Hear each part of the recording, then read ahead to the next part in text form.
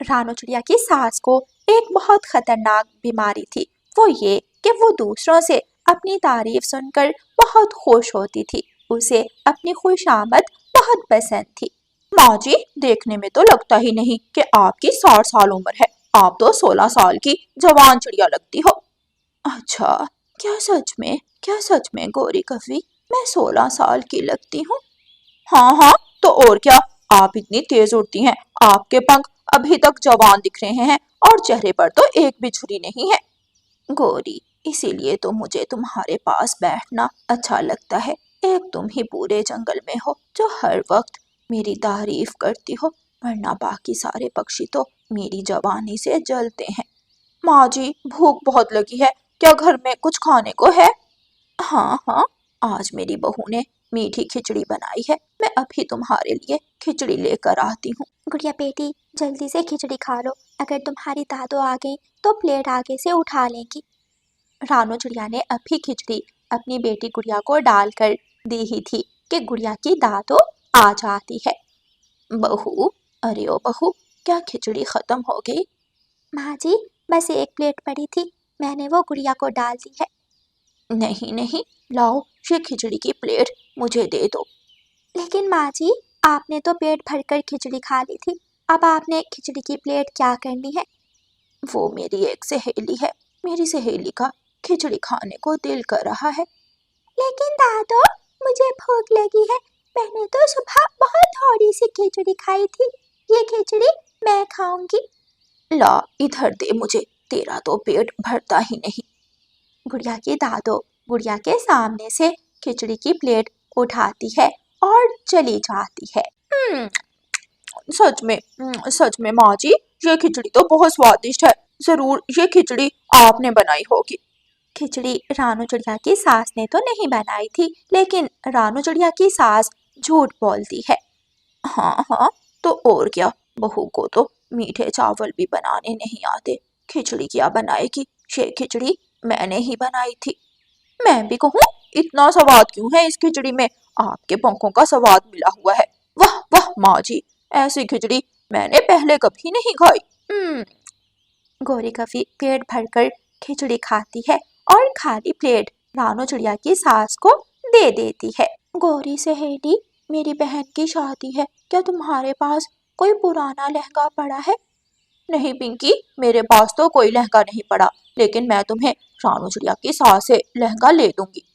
क्या रानू चिड़िया की सास मुझे लहंगा दे देगी? कोई मुश्किल नहीं पिंकी, बस उसकी थोड़ी तारीफ करना, फिर देखना वो कैसे तुम्हारी बातों में आ जाएगी। जो मांगोगी वही दे देगी। गौरी कवि अपनी सहेली पिंकी को साथ लेकर जाती है। रानू चिड़िया की सास नदी पर पानी भरने आई हुई थी। पिंकी जाते ही रानू चिड़िया की सास की तारीफ करना शुरू कर देती है। बहन जी, मुझे गौरी ने बताया कि आप रानू चिड़िया की सास हो। मैं तो मान ही नहीं रही थी, आप तो एकदम जवान हो। हाँ हाँ, तो और क्या, गौरी अच्छी तरह जानती है मैं अपना बहुत ख्याल रखती हूँ, इसलिए अभी तक जवान हूँ। गौरी, देखो देखो, बहन जी के पंख अभी तक सफेद नहीं हुए। क्या तुमने चोंच नहीं देखी? चोंच तो देखो, एकदम तेज चोंच है। ऐसी चोंच तो 16 साल की चिड़िया की भी नहीं होती। कुछ तारीफें करने के बाद पिंकी कवि रानू चिड़िया की सास से कहती है, माँ जी, मैंने अपनी बहन की शादी पर जाना है, क्या आपके घर में कोई पुराना लहंगा पड़ा है? पिंकी, तुमने मेरी इतनी तारीफ की, क्या मैं तुम्हें एक लहंगा भी नहीं दे सकती? मैं अभी लहंगा लेकर आती हूँ, बस तुम यहाँ बैठकर मेरा इंतजार करो। आप लहंगा लेकर मेरे घर में आ जाना। पिंकी मेरे साथ मेरे घर में जा रही। बहू, तुम्हारा शादी वाला लहंगा कहाँ है? शादी वाला लहंगा? माँ जी, वो तो मैंने संदूक में रखा हुआ है, लेकिन आपको उसकी जरूरत कहाँ पड़ गई? मुझे नहीं जरूरत, मेरी एक सहेली को चाहिए। नहीं नहीं माँ जी, मैं अपना शादी वाला लहंगा नहीं दूंगी, वो तो मैंने गुड़िया के लिए संभाल कर रखा हुआ है। कल गुड़िया बड़ी होगी तो अपनी माँ का लहंगा पहनकर बहुत खुश होगी। लाओ, मुझे संदूक की चाबी दो। वो लहंगा मैंने ही तुम्हारी शादी पर बनवाया था और तुम मुझे ही देने से इनकार कर रही हो। रानू चिड़िया नाना करती रहती है। लेकिन उसकी सास उससे चाबी ले लेती है और संदूक से लहंगा निकाल कर ले जाती है। गौरी सहेली, रानू चिड़िया की सास तो अभी तक आई ही नहीं। वो आएगी, वो जरूर आएगी। जितनी हम दोनों ने उसकी तारीफ की है वो तो जरूर आएगी। तभी रानू चिड़िया की सास लहंगा लेकर आ जाती है। गौरी, तुम्हारी चोंच वाली बात मुझे बहुत अच्छी लगी। क्या सच में मेरी चोंच तेज है? तो और क्या, मैं झूठ बोल रही हूँ? आप किसी से भी पूछ सकती हैं। आपकी चोंच, आपके पंख और आपकी आंखें जवान चिड़िया की तरह हैं। मैं भी लहंगा ले आई हूँ। बहू ना करती रही। मैंने जबरदस्ती संदूक की चाबी ली और लहंगा निकाल कर ले आई। शुक्रिया बहन जी। बहन, मैं तो आपको बहन ही कहूंगी। माँ जी कहते हुए मुझे शर्म आती है। आप तो मुझसे भी जवान लग रही हो। बस ये सुनकर रानू चिड़िया की सास तो और भी अकड़ कर बैठ जाती है। एक दिन गौरी कवि रानू चिड़िया की सास से कहती है, बहन जी, पिंकी ने ठीक ही कहा था। मैं भी आपको बहन जी ही कहा करूंगी। बहन जी, बाजार में एक नई क्रीम आई है जो लगाने से चेहरे की झुर्रियां बिल्कुल साफ हो जाती हैं और 60 साल का पक्षी 16 साल का दिखने लगता है। गौरी, वो क्रीम कितने की मिलती है? मुझे भी वो क्रीम ला दो। सुबह मैंने आईने में देखा था, मेरी गर्दन पर कुछ झुर्रियां पड़ रही हैं। रहने दे बहन जी, वो क्रीम महंगी है, आप नहीं ले पाओगी। महंगी है तो क्या हुआ, मैं अभी जाती हूँ और बहू से पैसे लेकर आती हूँ। तुम ये बताओ, है कितने की? माँ जी, वो क्रीम 5,000 में मिलेगी। अगर चाहिए तो जल्दी से पैसे ले आओ, मैं आपको ला देती हूँ। रानू चिड़िया की सास घर जाती है। रानू चिड़िया और रानू चिड़िया की बेटी गुड़िया जंगल गई हुई थी। रानू चिड़िया की सास मटके में देखती है और फिर संदूक खोलती है। ना जाने बहू ने पैसे कहाँ संभाल कर रखे हुए हैं। अलमारी में देखती हूँ, अलमारी में ही रखे होंगे। फिर रानू चिड़िया की सास अलमारी खोलती है तो सामने लाल रुमाल में पैसे पड़े थे। रानू चिड़िया की सास पैसे उठाती है और गौरी कवि के पास चली जाती है। ये लो गौरी, गिन लो, पूरे 5,000 हैं। अब जल्दी से मुझे वो गर्दन की झुर्रियां खत्म करने वाली क्रीम ला दो। आप चिंता न करो बहन जी, मैं शाम से पहले पहले वो क्रीम ले आऊंगी। आप बस घर जाओ और आराम करो। गौरी कवि रानू चिड़िया की सास से 5,000 रुपए लेती है और वहां से चली जाती है। गौरी कवि सीधी कबूतर की दुकान पर जाती है और कबूतर से 10 रुपए का आटा लेती है।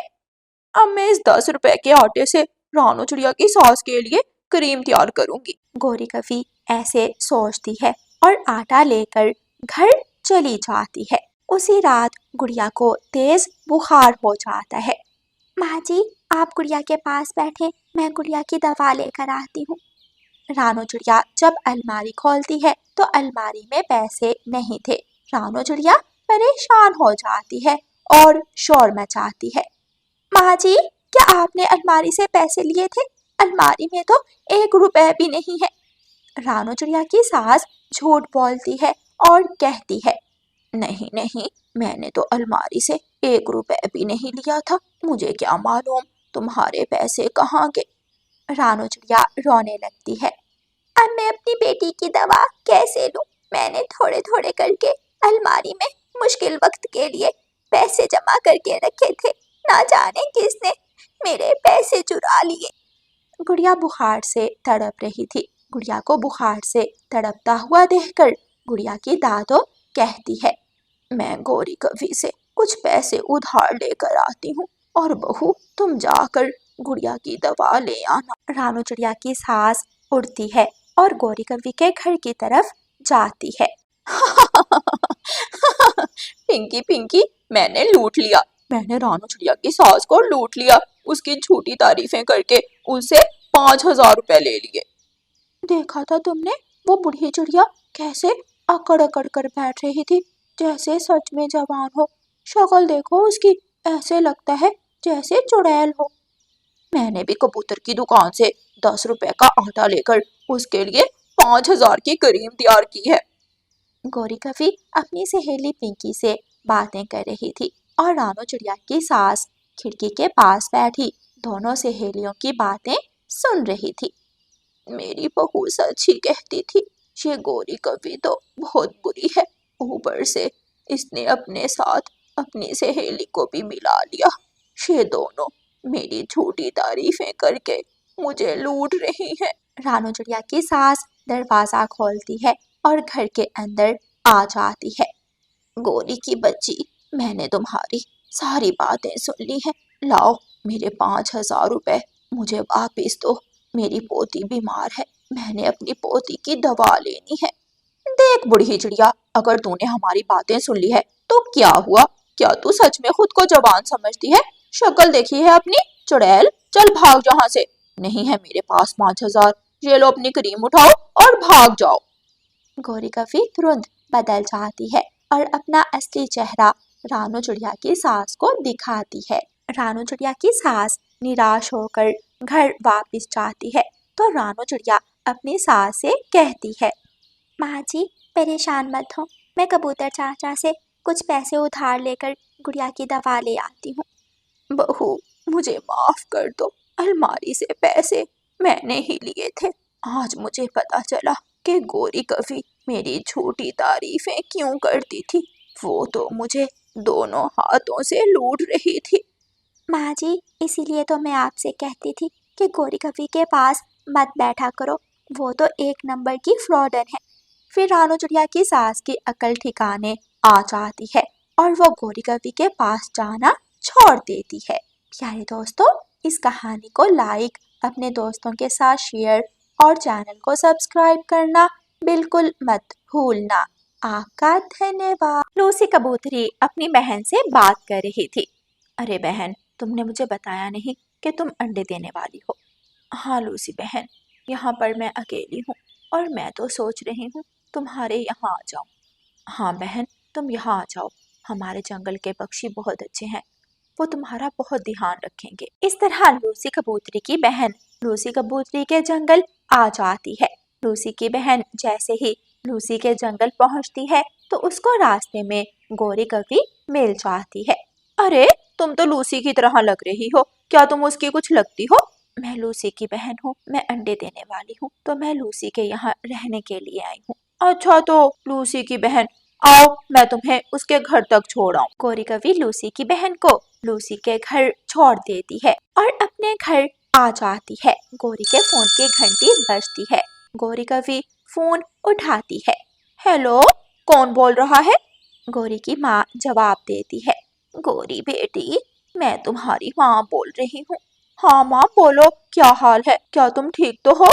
गोरी, हमारे जंगल में तो खाने को कुछ नहीं मिल रहा, बहुत दिनों बाद खाने को मिलता है और मेरी हड्डियों में तो जान नहीं रही कि मैं रोज रोज जाऊं और खाना ढूंढूं। तो माँ तुम यहाँ आ जाओ, हम मिलकर कुछ ना कुछ कर लिया करेंगे। तुम शाम तक आ जाना, फिर हम मिलकर ही आज का भोजन करेंगे। गोरी की माँ अपना सामान बांधती है और गोरी कभी के जंगल की तरफ उड़ती है। वो गोरी के जंगल पहुंच जाती है। गोरी ने तो बताया ही नहीं कि उसका घर कौन से पेड़ पर है। अभी तो मैं बहुत थक गई हूँ, थोड़ी देर आराम कर लेती हूँ, फिर फोन करके पूछती हूँ। इतने में वहाँ रानो चिड़िया आ जाती है। माँ जी, आप यहाँ क्या नहीं आई हैं? मैंने पहले तो आपको नहीं देखा। हाँ बेटी, मुझे गोरी के घर जाना है, क्या तुम मुझे छोड़ दोगी? जी माँ जी जरूर, चलें। रानो चिड़िया गोरी कभी की माँ का सामान पकड़ती है और उसको गोरी के घर छोड़ देती है। चिड़िया बेटी, आओ अंदर, कुछ ठंडा पी लो। नहीं माँ जी, अभी मैंने पानी भरने जाना है, वरना जरूर बैठती।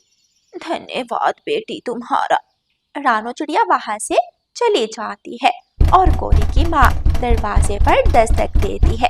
अरे गोरी, दरवाजा खोल, क्या मैं यहाँ गर्मी में खड़ी और काली हो जाऊं? क्या कर रही है? शुक्र है चिड़िया चली गई, वरना पता नहीं ये गोरी क्या ही करती है, तो मेरी ही बेटी। माँ खोलती हूँ। गोरी कभी दरवाजा खोलती है।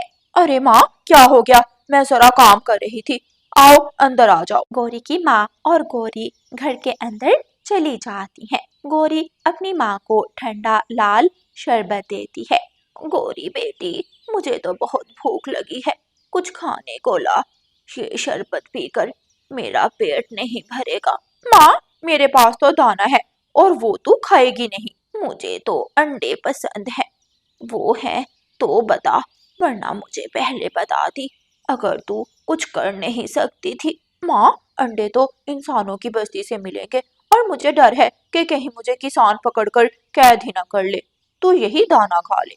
गौरी, मुझे नहीं पता, मैंने तुझे सारी जिंदगी खिलाया और जब तेरी शादी हो गई तो तूने मुझे भुला ही दिया, और अब जब मुझे तेरी जरूरत है तो तू नजरें फेर रही है। गौरी की माँ रोने लग जाती है। माँ, ये आंसू ना मुझे दिखा, कुछ करती हूँ। गौरी कभी अंडा ढूंढने निकल जाती है। लूसी अपनी बहन को बुलबुल डॉक्टर के यहाँ ले जाती है। लूसी, अभी तुम्हारी बहन के अंडे देने में दिन है, तुम इसका ख्याल रखो और इसको मीठे मीठे फल खिलाओ। रास्ते में लूसी और उसकी बहन को गौरी कभी मिलती है। अरे लूसी, अब तुम्हारी बहन ठीक है क्या? हाँ गौरी बहन, बुलबुल डॉक्टर को दिखाया है, मेरी बहन कुछ दिनों में अंडे देगी। ये तो बहुत अच्छी बात है, चलो मैं चलती हूँ। गौरी कभी इंसानों की बस्ती में पहुंच जाती है। वहां जाकर गौरी कभी सोचती है, क्यों ना मैं किसान की पत्नी से एक अंडा मांग लूं, क्या पता वो रहम खाकर मुझे एक अंडा दे दे। गौरी कभी ऐसा ही करती है। नहीं नहीं कभी, मैं तुम्हें अंडा नहीं दे सकती, हमारी मुर्गियां सही से अंडे नहीं दे रही। मेरा बेटा स्कूल जाने से पहले ऑमलेट खाता है, माफ करना। गौरी कभी निराश होकर वापस जंगल पहुंच जाती है। जंगल में पहुंचकर गौरी कभी रास्ते में सोचती हुई जा रही थी कि उसे एक मीठा फल नजर आता है। गौरी कभी उस फल को अपनी चोंच में लेती है और घर आ जाती है। माँ, देखो मैं तुम्हारे लिए क्या लाई हूँ, मीठा फल। मुझे नहीं खाना ये फल, अपने पास ही रखो इसे। गौरी, तुम मुझे अंडा ला कर दो। माँ, किसान की पत्नी की मुर्गियां अंडे सही से नहीं दे रही, मैं कुछ दिनों बाद तुम्हें अंडा ला दूंगी। गौरी, मैं खुद ढूंढने जाती हूँ, तुम किसी काम की नहीं। गौरी की माँ घर से निकल जाती है। उसको खिड़की में बैठी लूसी की बहन दिखाई देती है। ये तो मुझे अंडे देने वाली लग रही है, इतना तो तजुर्बा हो गया है मुझे। अच्छा है, जैसे ही अंडे देगी तो एक पी लूंगी, किसी को क्या ही पता चलेगा। ऐसा सोचकर गौरी की माँ घर वापस चली जाती है। अगले दिन लूसी कबूतरी अपनी बहन को लेकर नदी किनारे बैठी थी तो गौरी कभी वहां पहुंच जाती है। लूसी, कितने दिन है नई खुशियों के आने में? बस कल तक गौरी। गौरी की माँ उसी जगह पेड़ की शाख पर बैठी ये सब सुन लेती है और मुस्कुराने लगती है। लूसी कबूतरी की बहन अगले दिन अंडे दे देती है। अब तक तो उस कबूतरी की बहन ने अंडे दे दिए होंगे। गौरी घोंसले में सो रही थी। गौरी की माँ चुपके चुपके लूसी के घर पहुंच जाती है। घर में लूसी की बहन सोई हुई थी और अंडे भी उसी के पास पड़े थे। यही सही मौका है अंडा पीने का। गौरी की माँ एक अंडा उठाती है और जंगल में ऊंची पहाड़ी पर पहुंच जाती है। इस अंडे को पीकर ही मेरी भूख मिटेगी। गौरी की माँ उस अंडे को पीती है और वापस घर आकर सो जाती है। वो जैसे ही पानी भरने नदी किनारे जाती है तो उसे पता चलता है कि लूसी की बहन का अंडा चोरी हो गया है। सब पक्षी बरगद के पेड़ के नीचे जमा थे। देखो मेरे दोस्तों, ये कोई छोटी बात नहीं है, लूसी की बहन का अंडा गुम हो गया है। हमें जल्द उस चोर को ढूंढना होगा जिसने ये काम किया है। रानू बहन, शायद किसी चील ने ये काम किया होगा। किसी का भी शक गौरी की माँ पर नहीं जाता, इसलिए वो पुरसुकून हो जाती है।